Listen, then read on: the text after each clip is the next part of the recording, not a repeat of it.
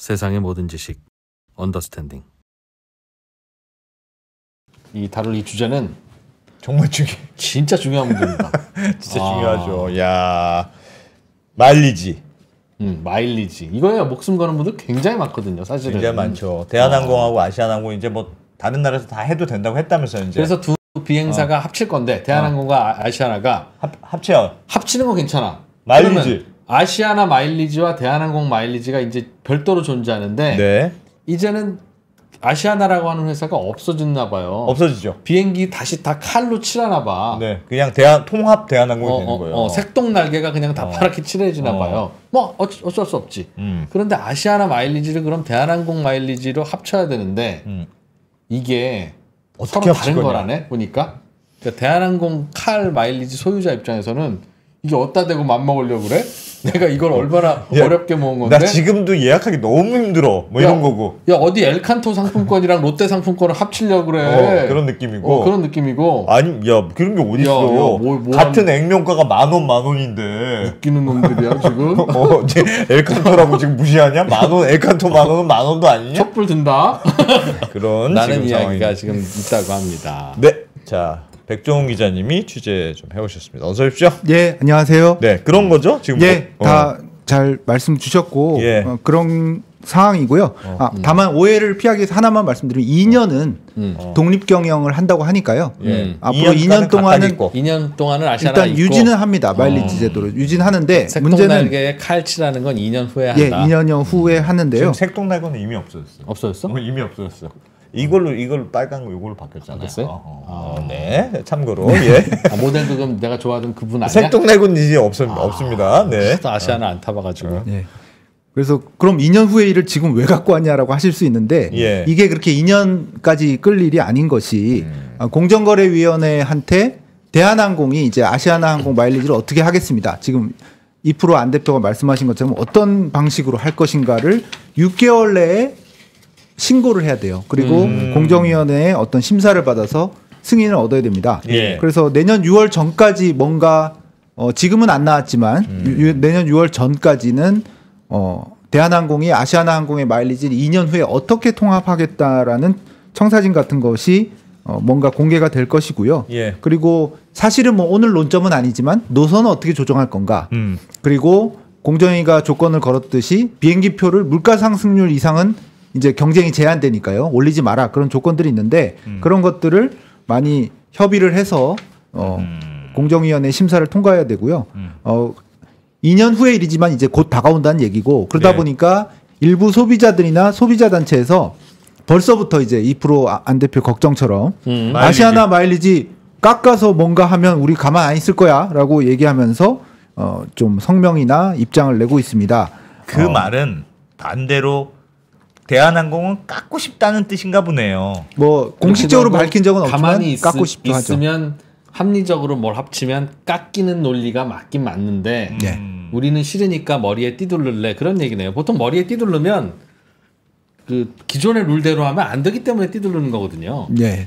그래서 경제 논리로 하면 지금 2% 말씀처럼 뒤에 설명드리겠지만 대한항공 마일리지와 아시아나항공 마일리지 가격은 시장 가격은 분명히 차이가 납니다. 그래서 소비자 단체에서는 그럼에도 불구하고 아시아나항공 마일리지 고이고이 쌓아뒀던 고객들한테 타격이 갈 수 있으니까 좀 논리를 세웠는데 논리는 뭐 크게 봐서는 두 가지 정도입니다.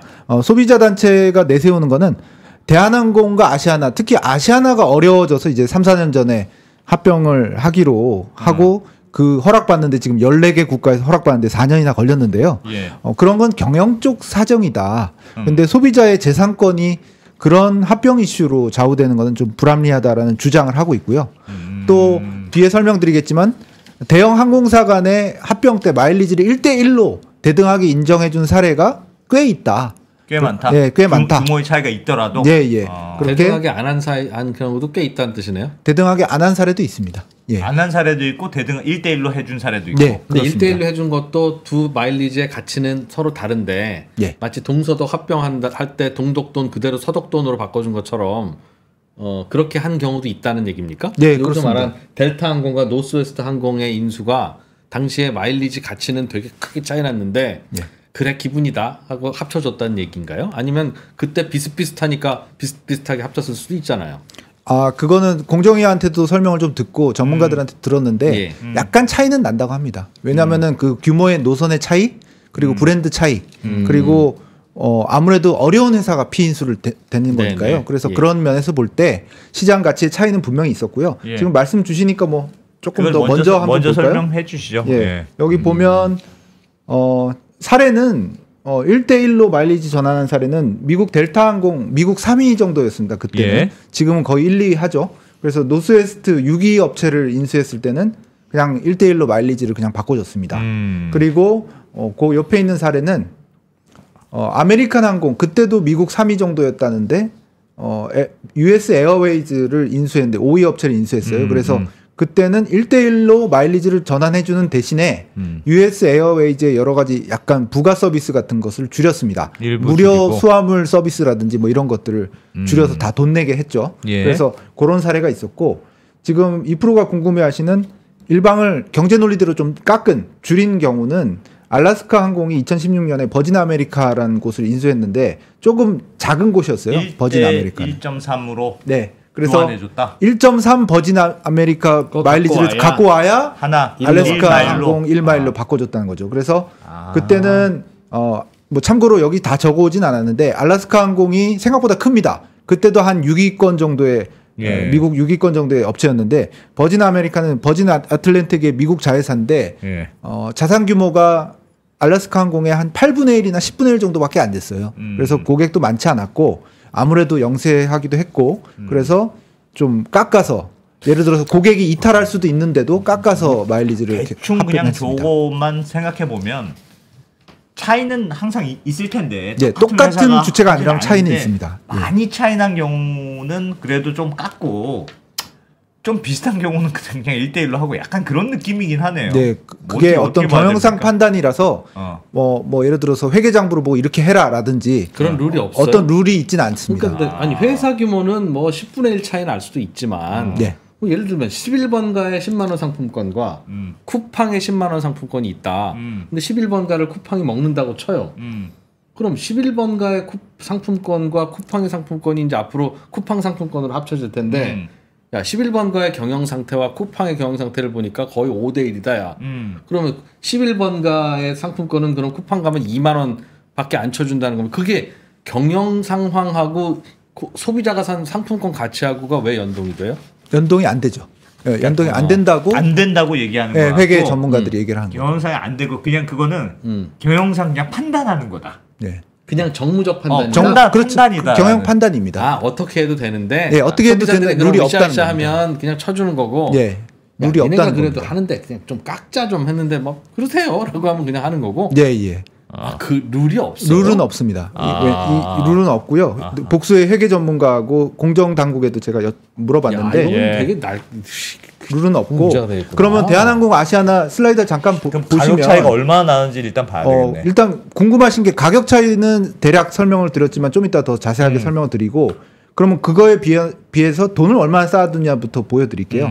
여기 슬라이드 보시면 대한항공은 상반기 말 기준으로 마일리지 부채, 뭐 회계상 용어는 이연 수익이라는 용어로 돼 있는데 고객한테 쌓아드린 마일리지를 돈으로 환산한 성격은 거? 부채입니다. 빚입니다. 빚입니다. 그래서 2조 5천억 200억 정도를 쌓아놨고요. 아시아나항공은 1조가 약간 안 되게 쌓아놨어요. 저는 그러니까 저거 보면서 저거 계산은 어떻게 해요? 그러니까 예를 들면 대한항공이 갖고 있는 마일리지가 있고 아시아나항공이 갖고 있는 나눠준 마일리지가 있을 거 아니에요. 그렇습니다. 저걸 금액으로 환산한 거지 않습니까? 그렇습니다. 부채로. 그러면 마일리지 곱하기 마일리지 가격이 있을 거 아닙니까? 그래야 내가 총 얼마를 마일리지를 그 금액으로 환산할 때 공식이 있을 테니 저건 1마일리지가 얼마라는 게 저 계산해서 그냥 바로 나오는 거잖아요. 대한항공이 밖에다가 푼 총 마일리지 몇 마일리지야 갖고 와봐 그럼 그 숫자는 정해져 있을 테니까 그럼 1마일리지가 얼마인지 바로 나오는데 저건 그 계산이 아주 바로 나오진 않지만 당연히 숫자적으로 나올 수는 있고요. 왜 그러냐면 약간의 변수는 있습니다. 약간의 변수는 있습니다.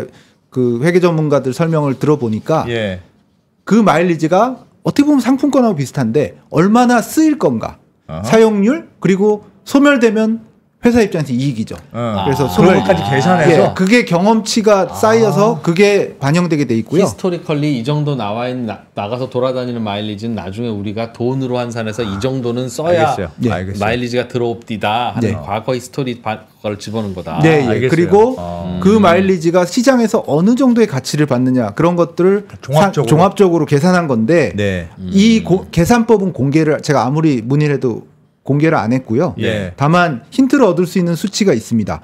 여기 보시면 여기 요 표를 한번 잠깐 보실까요? 그 항공사가 제휴 카드가 있지 않습니까? 그러면 카드사가 항공사로부터 마일리지를 구입해서 고객들한테 나눠주는 구조예요. 네. 이 구조를 일단 이해하시면 되고요. 신용카드 신용카드 쓰면 마일리지 받는 게 카드사가 뭐 가공의 마일리지를 만들어서 주는 게 아니라 사와서 주는 겁니다. 사와서 주는 건데 그 사올 때 가격이 국감 자료 같은데 공개가 됐습니다. 그래서 계산법을 잘 몰라도 가치는 추론을 할 수가 있는데요. 바로 그 금액이 나오네. 예, 대한항공은 1마일리지당 약 15원을 카드사가 항공사로부터 사옵니다. 그때 그리고 아시아나항공 1마일리지를 사올 때는 11원 정도 쳐서 카드사가 사옵니다. 15, 11이네. 15 대 11. 이게 시장에서 생각하는 그 두 항공사의 마일리지 가격입니다. 왜 카드사들은 굳이 대한항공 마일리지를 돈을 더 주고 사올까요? 그것은 뭐 여러 가지 설명을 하는데 노선이 얼마나 다양하느냐. 그래야 마일리지 쓸 거 아닙니까? 그 말은 시장에서 대한항공 마일리지를 쌓아주는 카드를 소비자들이 더 좋아한다. 더 좋아하기도 하고 같은 금액으로 같이 쌓아준다면 다 대한항공 마일리지를 쌓기로 할 테니까. 그래야 그러니까 그럼 카드사들은 고객님이 10,000원 쓰실 때 대한항공은 1마일리지 쌓아주는데 아시아나항공은 1.2마일리지 쌓아드립니다. 어떤 카드 쓰시겠어요? 그러면 그래 나는 많이 나는 뭐 이렇게 된다는 거군요. 그러니까. 그 안 그래도 정확히 보셨는데 다음 제가 예를 드리는 게 봅니다. 지금 슬라이드 보시면 그냥 대표 좀 큰 카드사인 신한카드의 주력 항공 마일리지 카드 두 종류를 가져와 봤어요. 왼쪽에 대한항공 카드인 신한카드 에어원 카드는 정확히 2% 예측처럼 1,000원당 1마일을 적립해 줍니다.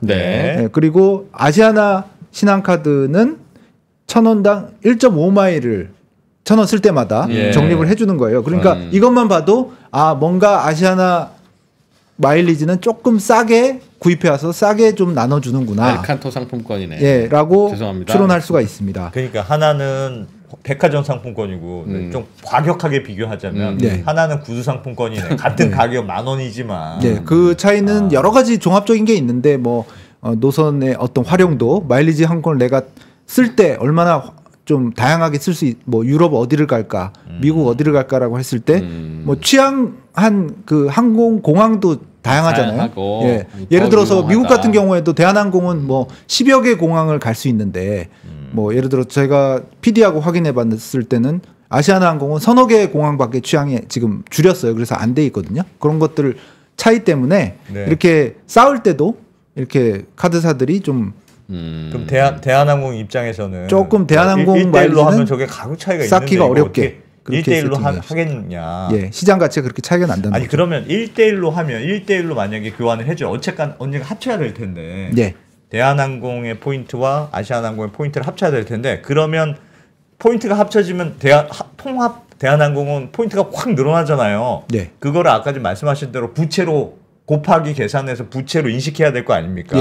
근데 그걸 1대1로 해주면 시장에서는 한 0.7, 0.8 정도 되는 건데 그거를 그냥 1로 계산한다. 그럼 포인트를 합치면 금액이 늘어나겠네요? 부채가?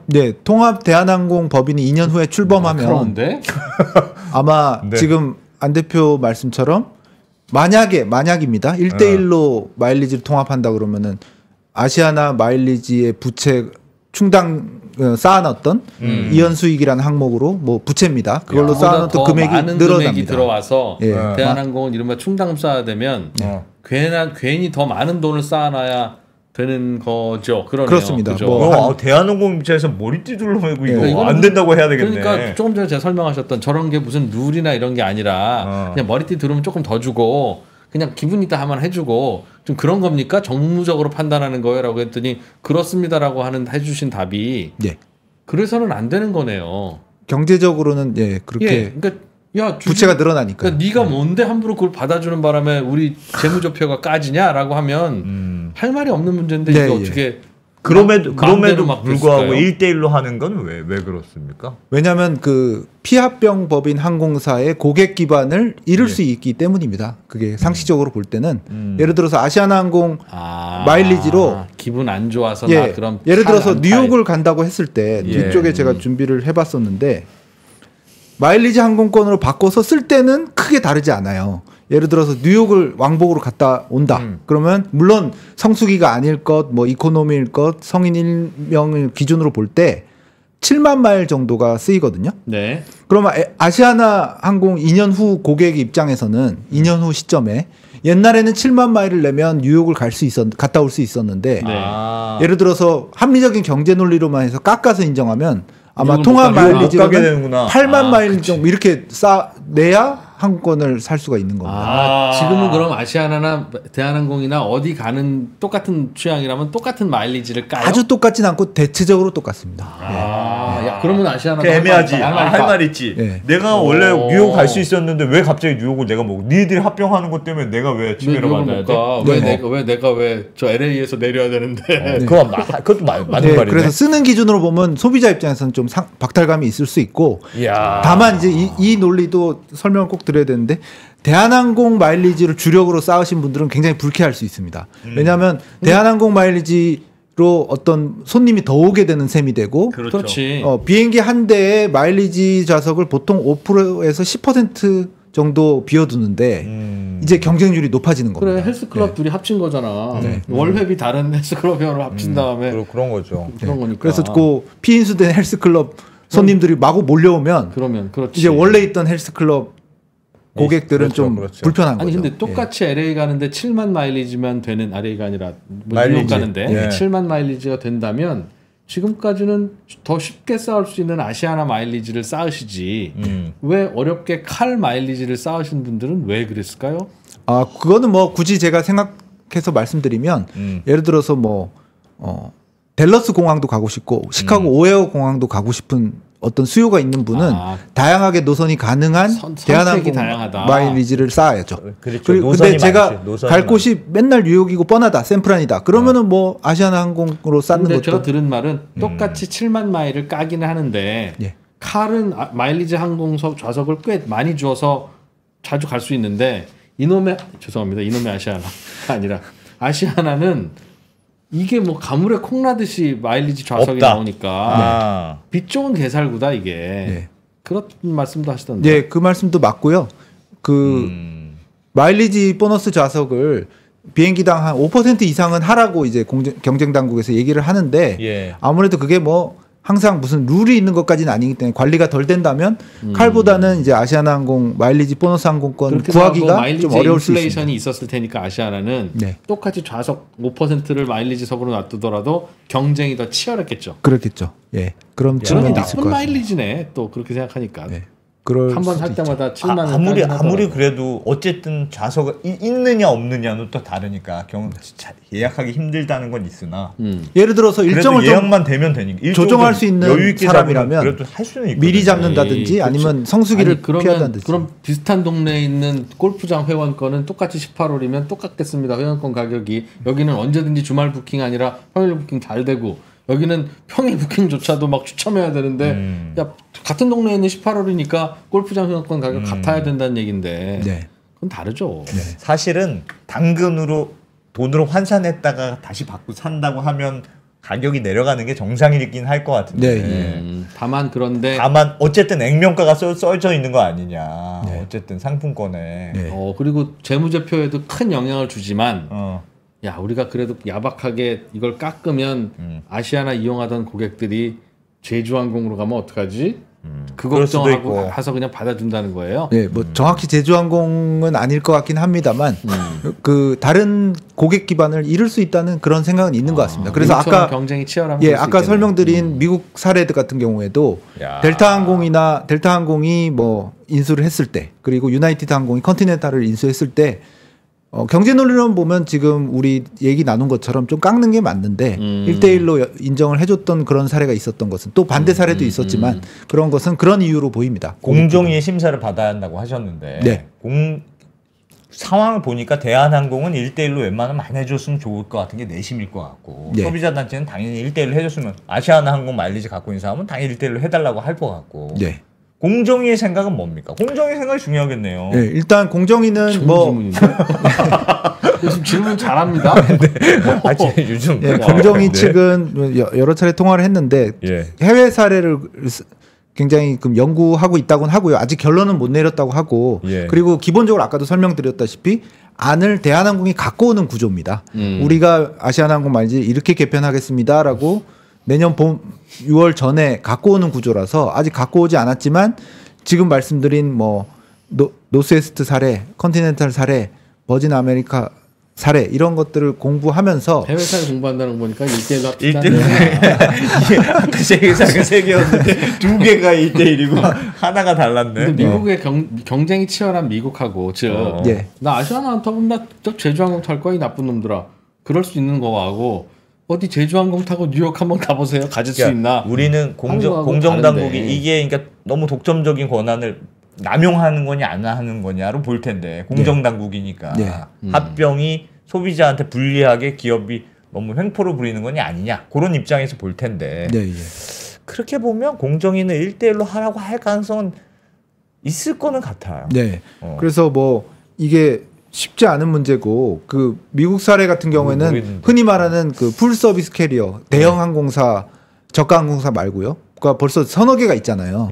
그러니까 고객 기반을 잃지 않기 위해서 이렇게 1대1을 조금 했던 거고 우리 같은 경우에는 이제 사실 두 곳의 대형 항공사 외에는 어쨌든 저가 항공사지 않습니까? 그러니까 마일리지를 많이 쌓는 분들이 입장에서 보면 딴 데 갈 데가 별로 없는 거예요. 그래서 경쟁 당국에서 좀 세심하게 봐야 된다라는 뭐 그런 지적은 있습니다. 그러니까 뭐 1대1이라는 표현이 좀 그런데 뭔가 좀 소비자 보호하는 쪽으로 신경을 많이 쓸 필요는 있다고 하고요. 지금 제가 얘기 들어보면 슬라이드 잠깐 보시면 김영신 교수 항공 마일리지 논문도 쓰고 했는데 김영신 교수 말로는 뭐 비슷한 얘기입니다. 갑자기 저가 항공으로 완전히 옮겨갈 요인이 그렇게 많지가 않다. 그래서 아시아나항공은 되게 뭐랄까 아시아나항공 기존 고객들은 선택권이 되게 제한된다. 그렇기 때문에 너무 경제 논리 가격보다는 약간의 어떤 절충 약간 가격. 아시아나 고객 입장에서는 알았어. 우리 마일리지가 싼 거 맞아. 근데 난 계속 싼 거 쓰고 싶어 그래. 그럼 나를 계속 싸게 해주든가. 왜 내 비행기를 니네가 없애면서 니네 건 싸다고 하고 왜 함부로 바꿔가. 그런 거였는데 엘칸토 상품권이야. 나 엘칸토 살 거야. 이게 무슨 뭐 재건축 재개발이냐? 75% 저 찬성하면 무조건 내 집도 같이 줘야 되게? 현금 청산한다는 뜻이냐? 네. 그렇지. 엘칸토인데 갑자기 나이키로 바꿔주는데 야 나 그냥 엘칸토 신겠다니까 왜 근데 왜 함부로 나이키랑 바꾸면서 뭐 싸네 말해 그러냐고 기분 나쁘게 그런 느낌이네. 그럴 수도 있겠네. 그럴 수도 있어요. 그러니까 그건 니들이 그래서 달래라 그 좀. 시장 가격에 딱 맞춰서라기보다는 약간 배려를 해주는 게 좋지 않겠느냐. 와 진짜 어렵다. 그런 의견도 나오고 자 그러면 이제 우리 소비자들은 대충 결론 났네요. 지금부터 대한항공 마일리지 쌓는 카드 쓰시던 분들은 그 카드 해지 중단. 빨리 아시아나 마일리지 쌓아주는 카드로 바꾸시고 그거 쌓으세요. 어차피 2년 후에는 칼 마일리지로 바뀌는데 1.5배로 넘어가는 거 아닙니까? 그렇지. 당연하지. 그 1대1로 해주면 1.5배 해준다지. 이게 아니어도 손해는 안 보는 거지. 이게 아비트리지야. 이게 선물 시장 있으면 대한항공 카드는 쇼치고 이거 롱으로 가야 되는 거예요. 그렇지. 손해 볼 일은 절대 없는. 그렇지. 큰 손해 볼 일은 없을 것 같습니다. 법대로 해도 1.5보다 더 싸게밖에 안 주는데 보니까 경쟁 당국이 야 웬만하면 1대1로 해주지 뭐 저 시끄럽잖아. 아시아나 그래. 열심히 쌓아야 되겠네. 아시아나로. 그래. 그럼에도 불구하고 하여튼 새 정부가 들어서 예를 들어서 좀 박하게 인정될 경우를 대비해서 소송 가능성에 대한 얘기도 나오고 있는데요. 소비자단체, 소비자주권 시민회의 같은 경우에는 하여튼 6월 내로 박하게 인정이 된다라는 쪽으로 얘기가 나오면 소송을 하겠다라는 입장이고요. 그래서 나는 칼이 좋아서 칼을 쌓고 있어 하더라도 오늘 이 방송 들으신 분으로 그 카드는 없애버리시고 무조건 아시아나로 마일리지로 쌓으셔야 됩니다. 지금부터 쌓는 거는 그게 훨씬 유리하다. 나중에 그냥 그대로 대한항공으로 넘어갈 가능성이 그대로 없습니다. 되거나 아니면 더 가격이 높아지거나. 큰 손해는 안 볼 가능성이 있어 보입니다. 네. 야, 여러분들 이거 혹시 요령 알려드렸습니다. 그래, 알려드렸어요. 네. 이거 어디서 사고 팔고 하는 거 있으면 요거 잘하면 마일리지 이거 아비트리지 나온다 요거. 네. 오, 재밌네요. 마일리지 매우 중요한 문제고 이거 물어보는 분들 되게 많았어요. 네. 어떻게 되는 건지 대체. 논리는 다양하게 있으나 경쟁 당국이 그런 스탠스로 바라보고 있다. 네. 소비자 후생을 좀 해치는 쪽으로는 안 했으면 좋겠다라는 큰 원칙을 갖고 있습니다. 자, 네. 백종호 기자님. 마일리지 차익 거래 있다는데 요거 한 2년 동안 묶어둘 수 있는 돈이 있으면 이거 큰 돈 되겠는데? 네, 백 기자님 잘 들었습니다. 네, 고맙습니다.